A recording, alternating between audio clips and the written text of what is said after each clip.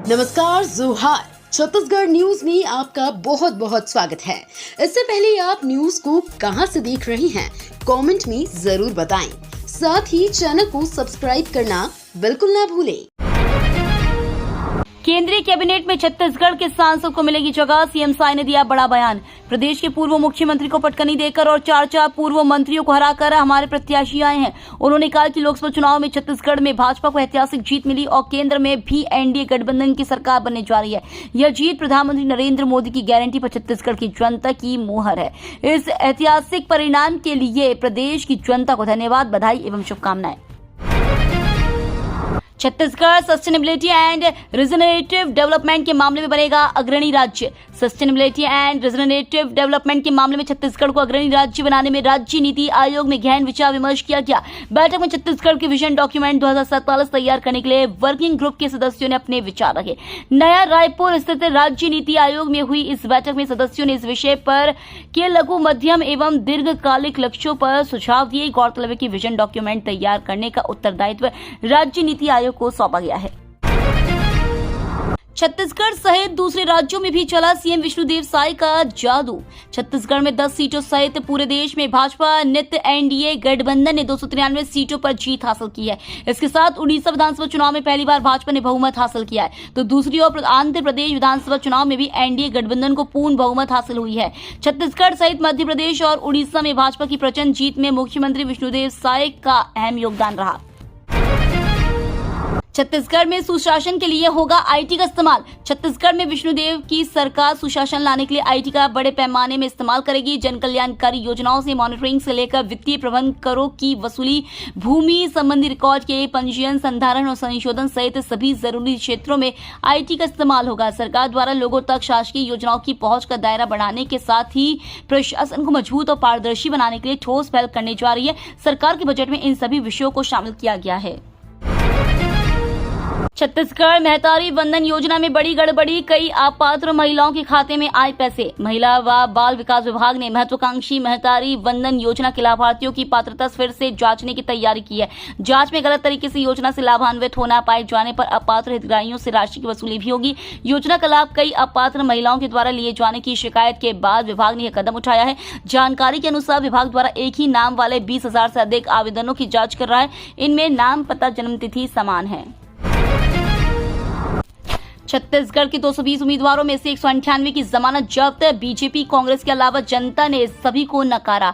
लोकसभा चुनाव 2024 के नतीजे बीजेपी नित एनडीए के पक्ष में रहे। यहां 11 लोकसभा सीटों में से 10 पर बीजेपी के उम्मीदवारों ने परचम लहराया। वहीं चुनावी मुकाबला बेहद दिलचस्प रहा। यहां 220 उम्मीदवारों में से 198 की जमानत जब्त हो गई। चुनाव के परिणामों का विश्लेषण करके देखा गया कि इन उम्मीदवारों की प्रदेश की जनता ने भारी रूप से नकारा है।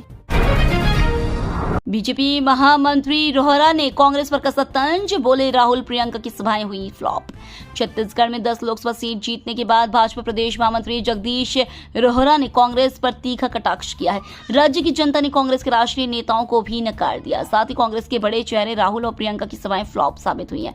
उन्होंने तंज कसते हुए कहा कि छत्तीसगढ़ के कांग्रेसी बजाय आत्ममंथन करने के अपनी तथाकथित जीत का झूठा प्रचार करके मुंगेरी लाल का चरित्र प्रदर्शित कर रहे हैं। ऑटो टैक्सी महासंघ ने कहा, ट्रैफिक पुलिस कर रही अवैध वसूली। रायपुर के ऑटो टैक्सी महासंघ ने ट्रैफिक पुलिस पर अवैध वसूली का आरोप लगाया है। संघ के सदस्यों ने रायपुर एसएसपी से मुलाकात कर कहा कि कुछ दिनों से भारी चालान का डर दिखाकर कुछ ट्रैफिक कर्मी अवैध वसूली कर रहे हैं। उन्होंने ऑटो और टैक्सियों का आरटीओ से कागजात बनवाने के लिए 2 महीने का समय भी मांगा है। संघ के अध्यक्ष कमल पांडे गुरुवार दोपहर महासंघ के सदस्यों के साथ रायपुर एसएसपी ऑफिस पहुंचे। उन्होंने एसएसपी संतोष कुमार सिंह से मुलाकात की।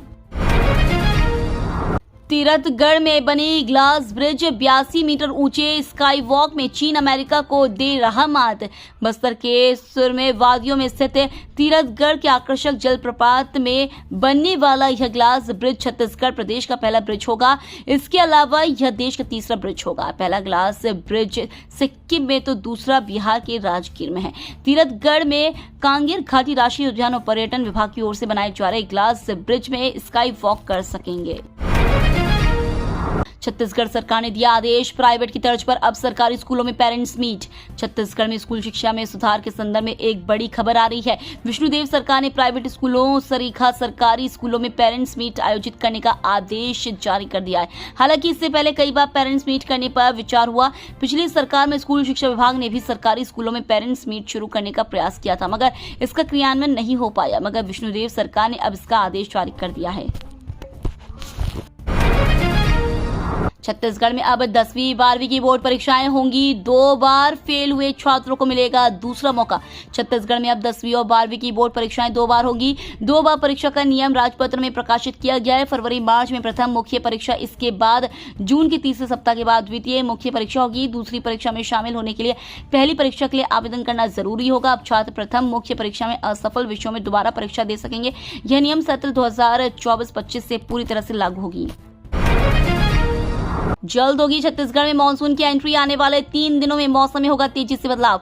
छत्तीसगढ़ में मौसम वैज्ञानिकों की माने तो मानसून तेजी से आगे बढ़ रहा है। वैज्ञानिकों के अनुसार छत्तीसगढ़ के बस्तर में प्री मानसून की शुरुआत हो चुकी है, जिस वजह से बस्तर इलाके में तेजी से बारिश हो रही है। माना जा रहा है कि अगले 3 दिनों के भीतर दक्षिण छत्तीसगढ़ में मानसून पूरी तरह से पहुंच सकता है। मौसम विभाग ने छत्तीसगढ़ के कई जिलों में बारिश होने की संभावना जताई है। बिलासपुर जोन में आज और 12 जून को 10 ट्रेनें रहेंगी रद्द। बिलासपुर जोन से चलने वाली 10 यात्री ट्रेनें आज और 12 जून को रद्द रहेंगी। नागपुर रेल मंडल के सालेकसा दारेकसा रेल खंड के बीच अप और डाउन रेलवे संपार फाटक पर गर्डर लॉन्चिंग का काम चल रहा है। गर्डर लॉन्चिंग का कार्य पावर ब्लॉक लेकर किया जाएगा। रेलवे प्रशासन ने इस कार्य के दौरान कई ट्रेनों के परिचालन में व्यवधान के कारण यात्रियों को होने वाली असुविधा के लिए खेद जताया है। रायगढ़ में हाथियों का आतंक। हाथियों को लेकर क्षेत्र में दहशत बना हुआ है। हालत यह है कि कभी हाथी के हमले से किसी की जान जा रही है तो आए दिन फसलों का नुकसान हो रहा है। इससे क्षेत्रवासी परेशान है। पिछले 2 माह की स्थिति पर गौर करें तो 3 लोगों की मौत हो चुकी है। कुकरी चोली गांव में रहने वाला 17 वर्षीय बालक लक्ष्मी नारायण पिता अर्जुन डनसेना का सामना हाथी से हो गया। इस बीच हाथी ने उसकी जान ले ली। मोदी 3.0 का शपथ ग्रहण होगा, खास पड़ोसी देशों को न्योता। नरेंद्र मोदी 8 जून को तीसरी बार प्रधानमंत्री पद की शपथ ले सकते हैं। शपथ ग्रहण समारोह को भव्य बनाने की तैयारियां शुरू हो गई हैं। समारोह में पड़ोसी देशों के नेताओं को भी आमंत्रित किया गया है। बांग्लादेश की पीएम शेख हसीना और नेपाल की पीएम पुष्पकमल दहल प्रचंड को मोदी ने फोन कर आमंत्रित किया है। वहीं भूटान के पीएम शेरिंग टोब्गे और मॉरिशस के पीएम प्रविंद जगन्नाथ भी शपथ ग्रहण समारोह में शामिल हो सकते हैं।